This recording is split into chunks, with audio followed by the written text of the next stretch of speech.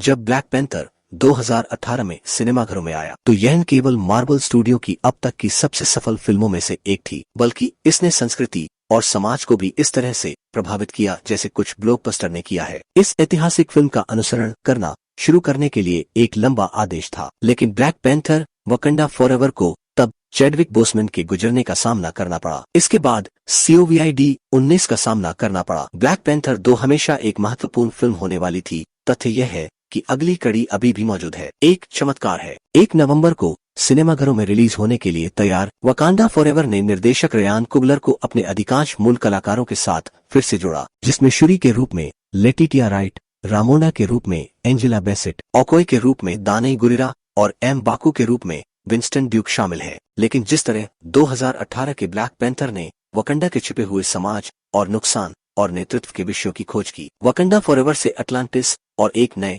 MCU खलनायक नमोर the submariner को पेश करने में भी ऐसा ही करने की उम्मीद है। 2022 सैन डिएगो कॉमिक कॉन में मार्वल स्टूडियोज की हॉल H प्रस्तुति के दौरान स्टूडियो ने ब्लैक पैंथर वकांडा फॉरएवर के ट्रेलर में नमोर द सबमरीनर के अपने पहले आधिकारिक फुटेज का खुलासा किया। कॉमिक्स में नमोर का पूरा नाम नमोर मैकेंजी था, क्योंकि उनका जन्म एक मानव पिता और अटलांटिस राज्य की राजकुमारी से हुआ था। जमीन और समुद्र दोनों पर रहने में सक्षम नमोर की विरासत उनकी अलौकिक क्षमताओं के साथ उन्हें मार्वल कॉमिक्स द्वारा मार्वल का पहला उत्परिवर्ती के रूप में लेबल करने के लिए प्रेरित किया। ब्लैक पैंथर वकंडा फॉरएवर के निर्माण के दौरान लंबे समय से यह उम्मीद की जा रही थी कि मार्वल स्टूडियो इस अटलांटिस नेता और उनके पानी के नीचे के साम्राज्य का एक नया संस्करण पेश करेगा, और फिल्म के पहले ट्रेलर में इसकी पुष्टि की। नमोर द सबमरीनर के मार्वल स्टूडियोज के लाइव एक्शन संस्करण के लिए मैक्सिकन अभिनेता टेनोच ह्यूटा को भूमिका में लिया गया था। 1939 की शुरुआत में शुरू हुई अपनी कॉमिक बुक रन के दौरान नमोर को अक्सर एक सुविचारित विरोधी के रूप में चित्रित किया गया है, और जैसा कि फिल्म अटलांटिस और वकंडा को युद्ध में दिखाती है, ऐसा लगता है कि परंपरा ह्यूटा के साथ जारी रहेगी। अभिनेता की कुछ त्वरित झलकियों के अलावा ट्रेलर में फ्लैशबैक सीक्वेंस दिखाए गए, जिनमें से एक नमोर अपने कॉमिक सटीक टखने के पंखों के साथ पैदा हुआ प्रतीत होता है, जबकि दूसरा एक युवा नमोर को इमारतों को जलते हुए दिखाता है। मार्वल के प्रशंसकों ने पहली बार सीखा कि अटलांटिस पर MCU का टेक एज़टेक संस्कृति से प्रेरित होगा, जब ब्लैक पैंथर 2 चालक दल के लिए उपहारों में एज़टेक आइकनोग्राफी के साथ कशीदाकारी टोपी शामिल थी, जो एक जदवार या टेपियोलोटली अंधेरे गुफाओं भूकंपों के एज़टेक भगवान को चित्रित करने के लिए प्रकट हुई थी। गुंज और जगुआर, जो एक जदवार या टेपियोलोटली अंधेरे गुफाओं भूकंपों के एज़टेक भगवान को चित्रित करने के लिए प्रकट हुई थी। गुंज और जगुआर, जो एक जदवार या टेक औपचारिक हेडड्रेस में नमोर के नीचे की छवि मार्वल स्टूडियोज के सब मैरिनर में परिवर्तन का आधिकारिक प्रमाण है, और मार्वल के दर्शक वकंडा फॉरएवर में सांस्कृतिक इतिहास में निहित अधिक विश्व निर्माण। ट्रेलर के एक अन्य शॉट में